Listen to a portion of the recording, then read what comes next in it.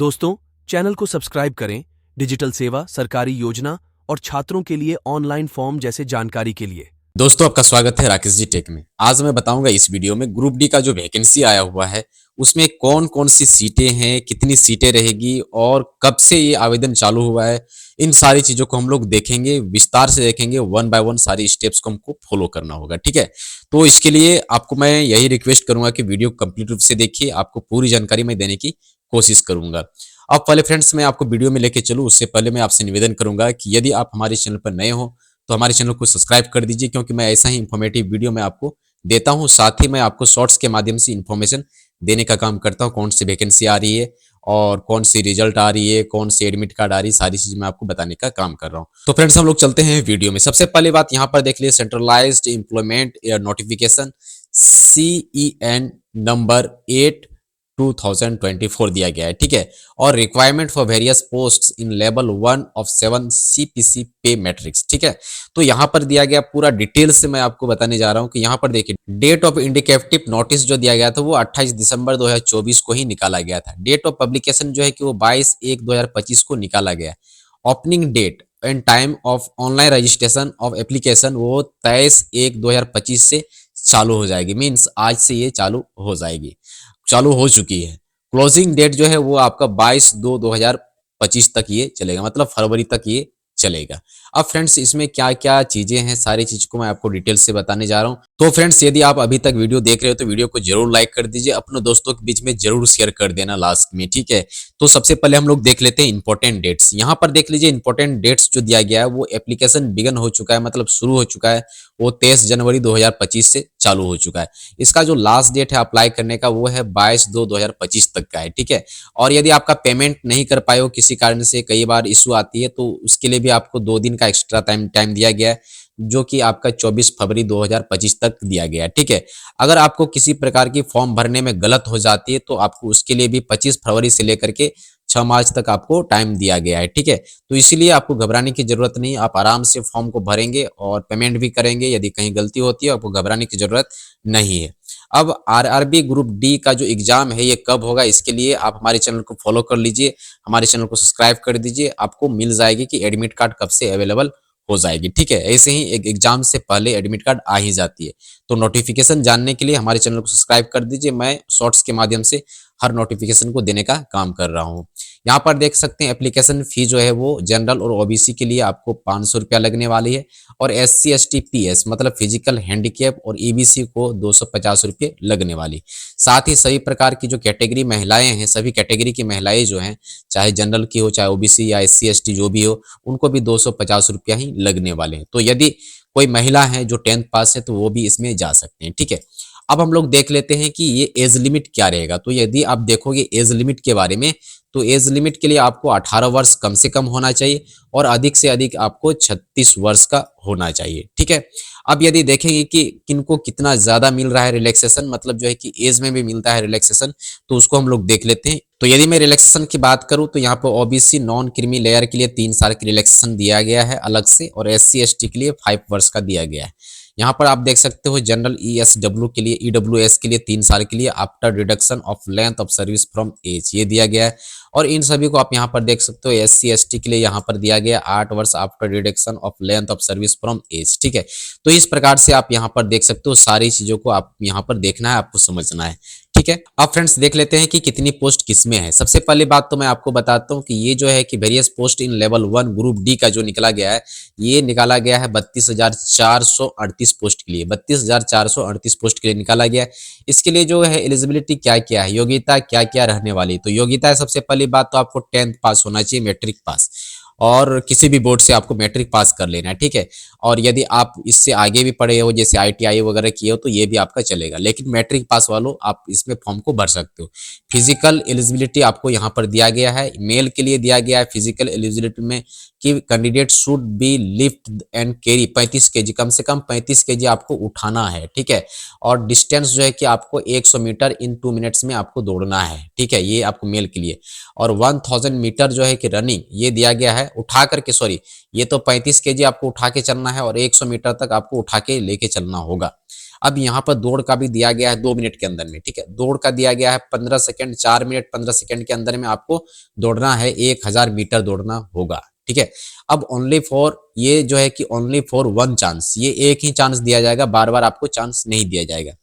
Female के लिए दिया गया है should be lift and carry 20 KG, कम से कम 20 केजी यदि आप उठा सकते हो तो फिर आपको 100 मीटर आपको डिस्टेंस 2 मिनट में आपको उठा के चलना होगा, और साथ ही 1000 मीटर आपको दौड़ना होगा, 5 मिनट 40 सेकंड में आपको दौड़ना होगा। इनको 1 मिनट ज़्यादा दिया गया है, जो फीमेल है उनके लिए 1 मिनट ज़्यादा एक्स्ट्रा टाइम बढ़ाया गया, कुछ सेकंड बढ़ाया गया।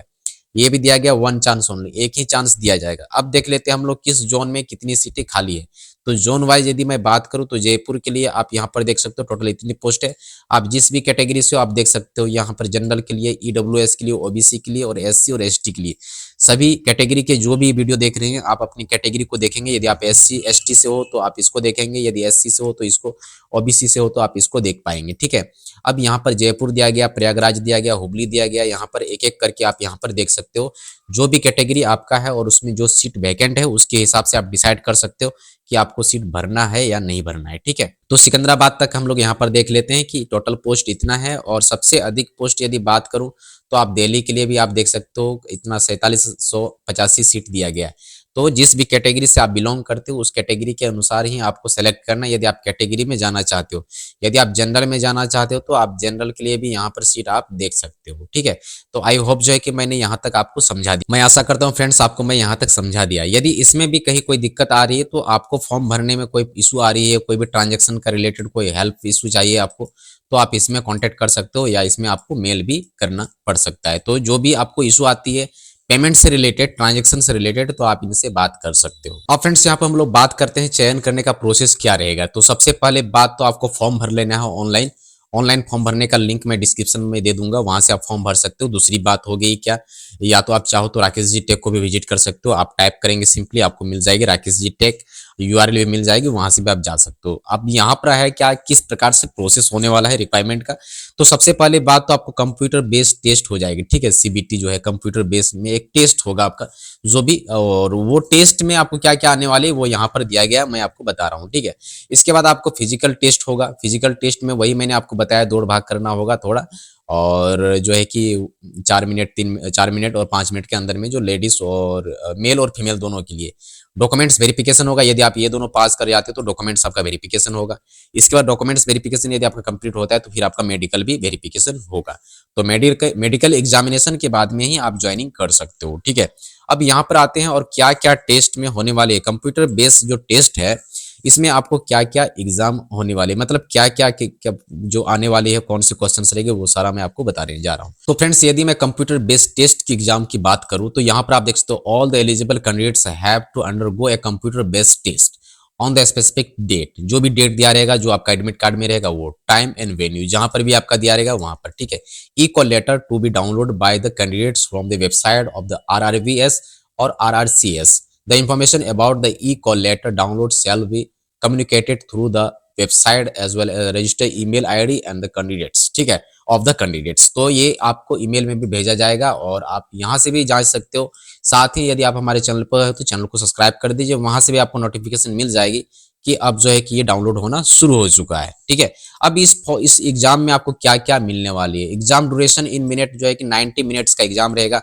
जनरल साइंस से आपको 25 नंबर का क्वेश्चन पूछा जाएगा, मैथमेटिक्स से आपको 25 नंबर का क्वेश्चन पूछा जाएगा, जनरल जीके जीएस से आपको पूछा जाएगा। यहाँ पर देख सकते हैं कि जनरल इंटेलिजेंस एंड रीजनिंग, ठीक है, इसमें आपको 30 नंबर का पूछा जाएगा। यहाँ पर दिया गया general awareness and current affairs, इससे आपको 20 नंबर का क्वेश्चन पूछा जाएगा। टोटल क्वेश्चन आपका रहेगा 100 मार्क्स, और यहाँ पर there will be negative marks, यहाँ पर नेगेटिव मार्क्स भी रहेगा। And 1/3 marks shall be deducted for each wrong answer. यदि आप गलत आंसर देते हो तो इसके लिए भी आपका 1/3, मतलब जो है कि यदि आपका 4 सही हुआ और 1 गलत हुआ तो उसमें से 1 नंबर काटा जाएगा। इस टाइप से ये होता है, ठीक है। तो ये सारा डिटेल्स दिया गया है, और भी यदि आपको जानकारी लेनी है तो आप मुझे कमेंट करो, मैं आपको कमेंट में जरूर इसका रिप्लाई दूंगा। अब फॉर्म आप कहाँ से भरोगे। फॉर्म को भरने के लिए आपको चले जाना है डिस्क्रिप्शन बॉक्स में, वहां पर लिंक दिया गया है राकेश जी टेक का, वहां पर क्लिक कीजिए और इसके बाद जो है कि आपको पूरा पोस्ट मिलेगी। आप डायरेक्ट इसमें भी आ सकते हो, यहाँ से आप डायरेक्ट फॉर्म को भरोगे। अब फॉर्म भरने के लिए यहाँ पर यदि आपके पास मोबाइल नंबर, यूजर आईडी है ईमेल आईडी के साथ, तो आपको यहाँ पर डालना होगा, यहाँ पासवर्ड देना होगा और यहाँ पर आई एम नॉट रोबोट करके यहाँ से आपको लॉगिन कर लेना है। यदि आपने अभी तक क्रिएट नहीं किया अपने अकाउंट को तो आपको क्रिएट एन अकाउंट पे क्लिक करना है और यहाँ पर क्लिक करेंगे और क्लिक करने के बाद यहाँ पर पूरा फॉर्म का ऑप्शन दिया गया है। यहाँ पर दिया गया candidates who have already created an account for any CEN issued by RRB in 2024 are not required to register again. यदि आपने पहले कभी इसमें आपने रजिस्टर कर लिया तो आपको जरूरत नहीं है।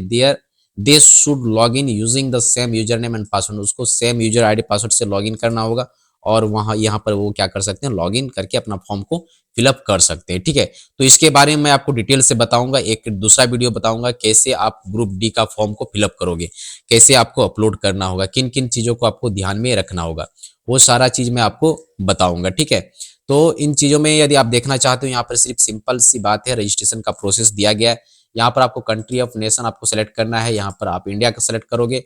यहाँ पर आपको फुल नेम देना होगा। यहाँ पर हैव यू चेंज, यहाँ पर नो कर देना है आपको। यहाँ पर सेम अपने नाम को डाल देना है। यहाँ पर डेट ऑफ बर्थ देना है, फिर डेट ऑफ बर्थ देना है। यहाँ पर आपको जेंडर सेलेक्ट करना है। यहाँ भी आपको जेंडर सेलेक्ट करना है। यहाँ फादर्स नेम देना है, यहाँ फादर्स नेम देना है, यहाँ मदर्स नेम देना है, यहाँ मदर्स नेम देना है आपको। इसी प्रकार से यदि आप जाओगे नीचे तो यहाँ पर आपको कॉन्टैक्ट डिटेल्स, ईमेल ID देना है और वेरिफिकेशन कर लेना है जनरेट OTP करके। यहाँ पर OTP देंगे और इसके बाद यहाँ मोबाइल नंबर देना है, उसका भी OTP वेरिफिकेशन लेंगे और यहाँ पर आप उसको डाल देंगे। यहाँ पर आपको अपना आधार कार्ड का नंबर देना होगा। यहाँ पर जनरेट OTP करेंगे। आधार कार्ड में मोबाइल नंबर लिंक होना चाहिए, उसमें ये OTP आएगी। आपको यहाँ पर वेरीफाई पर क्लिक कर देना है। जैसे ही आप वेरीफाई पर क्लिक करेंगे इसके बाद पासवर्ड आपको यहाँ देना होगा। ये क्लिक करके यहाँ पर चेक इन करके पासवर्ड दीजिए, कंफर्म कीजिए आई एम नॉट रोबोट और फिर यहाँ पर preview and create an account हो जाएगी। रेस्ट जो है आपको फॉर्म कैसे फिलअप करना है उसके बारे में डिटेल से आपको बताऊंगा दूसरी वीडियो में। तो इस वीडियो को आपने देखा है तो चैनल को जरूर सब्सक्राइब कर दीजिए। तो फ्रेंड्स हम लोग मिलते हैं नेक्स्ट वीडियो में, तब तक के लिए बाय, अपना ख्याल रखना, थैंक यू सो मच।